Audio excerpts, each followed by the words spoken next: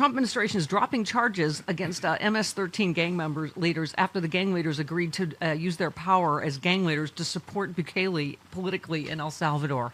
I mean, back from jolly old England, I have to assume that you did not have baby J.D. Vance or J.D. Vance's on your phone. So that's why they let you back in?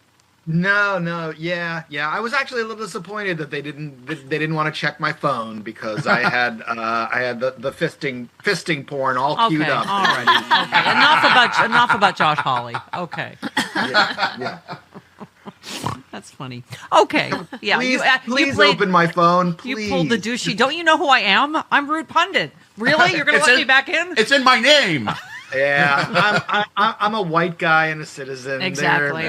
I know.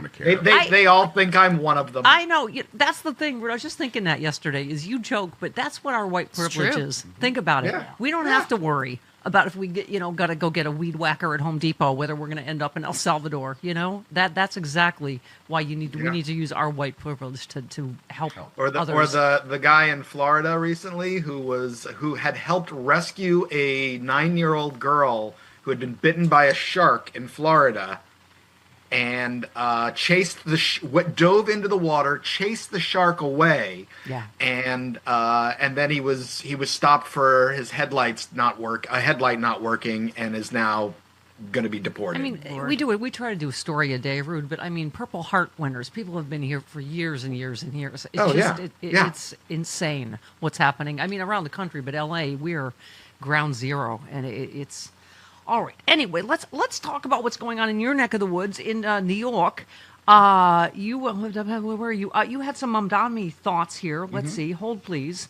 Mostly it's just shut the F up. Yeah, let just the shut guy up. run. Yeah. Support him. Right. Jeez. Well, what the hell? Here's my thing. Like, I don't know everything he's ever said. I know he was till 2 days ago. Like, I don't live in New York. I don't get a vote. It's like, this is who New York voted for. Right. And I'm sure I won't agree with everything he's ever said, but it just, he seems to have a lot of popular ideas. He seems to be young and energetic, and he walked the whole island and of Manhattan. hot. He Yes, is. that too. Yeah, I loved Anna. She said, if you're a Christian who honestly believes an 80-year-old fascist is more Christ-like than a 33-year-old brown guy fighting for children, immigrants, and the poor, maybe it's time for a quick visit with the only book you haven't banned.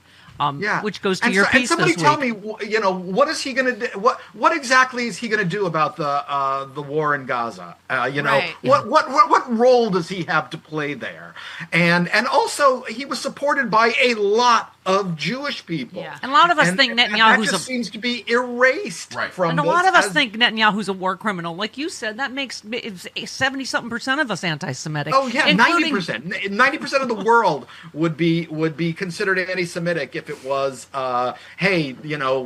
Netanyahu should be arrested for being a war criminal. You know, it's just stupid. I mean, it's like saying that I don't know, if you picked up some African dictator for war crimes and sent him to The Hague, that must mean you're racist.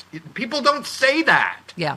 Will Bunch said, you said AOC Crockett 2028, let's effing go. And Will Bunch said, like Mandami, she bringing a tsunami of young voters. I'd love to see it. I mean, I would love it too. But I think, even AOC, I think Charlie Pierce always talks about this, has been very politically savvy. She doesn't beat up on the Democratic Party. She works inside the party, but she is perfect for her district. So I don't know what this means nationally or whatever, but let New Yorkers vote. Yeah, that's the thing. You probably, people who have never been to New York City are sitting here commenting on, oh no, we can't let this Muslim guy become mayor of New York.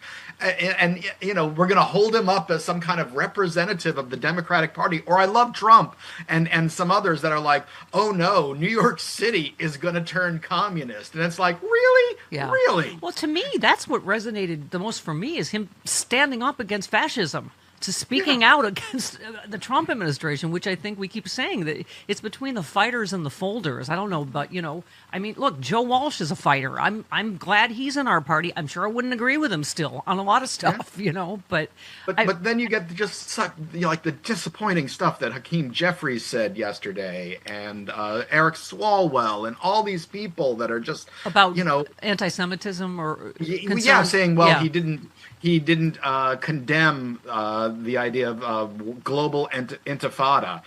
And it was like, no, look at the answer there. The answer there was could we stop talking about speech and talk about action, which is, I mean, that's everything. They're losing their minds. Chris said this yesterday that the Democrat, they're going to be afraid it's going to tie us to socialism everywhere, and but again, same people aren't going to win in Idaho; they're going to win in New York City. Exactly. And so, and again, you're right. They don't do this with right wingers who've said any number of horrible things, like play gotcha with every single thing they've ever said, and right.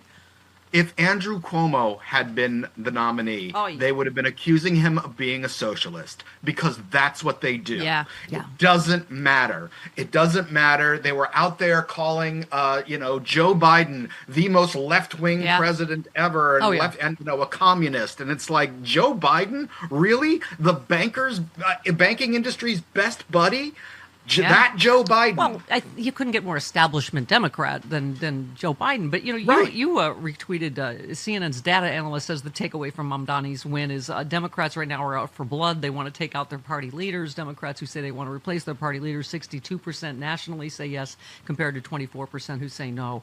Well, I would say, Ruud, it depends on which ones. Mm-hmm. We all were disappointed about Chuck Schumer folding on. I can't remember the thing now. I mean, I was just happy he made them read the whole bill to try to at least slow this down. So because the more people hear about it, the more they hate it.